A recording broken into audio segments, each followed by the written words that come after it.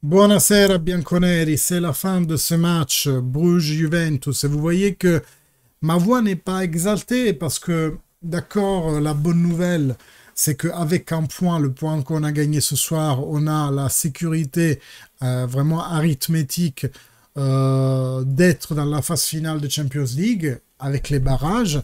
Mais au vu des résultats de ce soir, le match nul entre Benfica et Barcelone à 4 partout, le match nul du Leverkusen en partout, le match nul de l'Atlético, l'Aston Villa qui a perdu, le Lille qui a perdu, le Borussia qui a perdu, en fait on est à 12 points, mais si on avait été à 14 points, on aurait été dans la stratosphère, dans les 5 premiers classés en Champions League.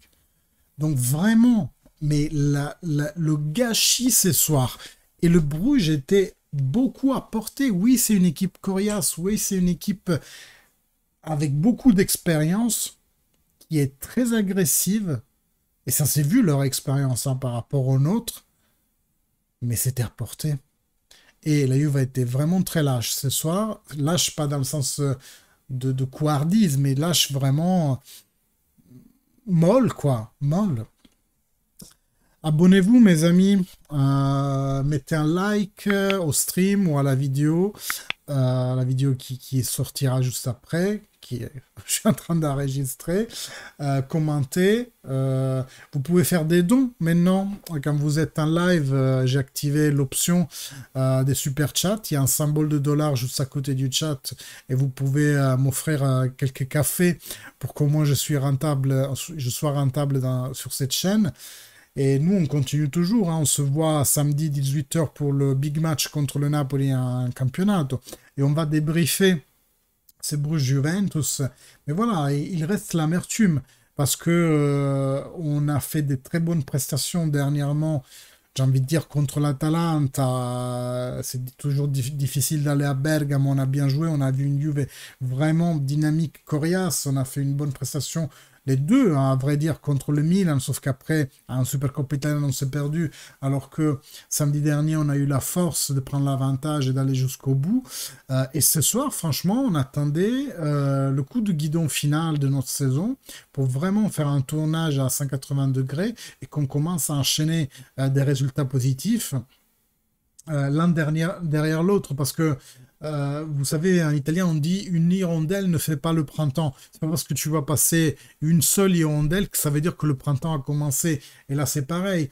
Un seul résultat positif, 3 points contre le Milan, ça veut pas dire que ta saison a tourné. Pour vraiment tourner, il faut que tu commences à enchaîner les résultats positifs, parce que dans le sport en général, mais dans le foot, c'est tout aussi vrai. Euh, le gagner aide à gagner. Gagner aide à gagner. Et donc, c'est que en faisant une chaîne de résultats positifs que tu peux te sortir d'une crise de léthargie dans laquelle la Juve elle est plongée depuis maintenant, allez, 3 4 mois, depuis, j'ai envie de dire, on va mettre le tasseau de début de ce mauvais domino d'événements. Pour moi, c'est le match contre le Lipsia, où on perd pratiquement 2 joueurs, Bremer, trois, Bremen, Koopmeiners, et aussi la blessure de Cabal. Elle vient de suite d'une fatigue musculaire qu'il avait accumulée dans ce match. Donc, franchement, il n'y a qu'une chaîne des victoires pour te sortir d'une situation de léthargie. En italien, on dit la pareggite, non? La maladie des matchs nuls. Ça serait la match nullite en français, mais je trouve que ça rend pas assez bien. Donc franchement, ce soir, je suis content pour l'objectif coché, c'est-à-dire la qualification à la deuxième phase de la Champions League, mais avec 2 matchs en aller en retour, de barrage contre une équipe, va savoir laquelle tu vas pêcher, hein, parce que t'es 14e, tu vas sûrement pas pêcher au fond du chaudron, mais au fond du chaudron, tu peux aussi trouver le Manchester City ou le PSG. Donc franchement, quelle occasion qu'on a ratée d'avoir 2 matchs en moins qui en plus tomberont, si je ne me trompe pas, dans 2 mois entre le match avec l'Inter. C'est-à-dire que le match de barrage, ça sera premier match barrage, match contre l'Inter, deuxième match barrage. Donc tu concentres aussi des matchs vitaux. Vitaux parce que c'est la Champions League et il faut que tu continues. Et vitaux un championnat parce que l'Inter, on veut toujours la battre. Pas parce que à cette année, on va pas se cacher. Inter et Napoli, elles ont leur propre compétition là-haut et nous, on suit. Donc, c'est pas une confrontation directe, mais le Juventino contre l'Inter ne veut jamais perdre. Donc, tu vas concentrer tout ça dans les mêmes 3 semaines. Franchement, c'est pas commode. Donc, ce soir, je trouve qu'on a raté une énorme occasion de se faire moins de problèmes, peut-être, pour le futur. Gagner tout de suite l'accès à la phase finale. Et si tu avais mis un pauvre but, franchement, je suis désolé, un pauvre but, et on en a eu des ratés, la tête de Comeiners, la frappe de loin de Locatelli, mais là le gardien fait quelque chose, enfin fait un arrêt magnifique. On a eu nos occasions. Et on était supérieur, on a été trop mou, on s'est fait vraiment dominer par une équipe à travers leur expérience, mais pas forcément leur qualité technique. Parce que si on agressait un peu plus assidûment ce Bruges, ils pouvaient commettre des fautes. Et on n'a pas été assez bon. On n'est pas encore assez mûr. Je le répète toujours, on est la deuxième équipe la plus jeune de Serie A. Il n'y a que le Parma qui est plus jeune que nous, hein, quelque part.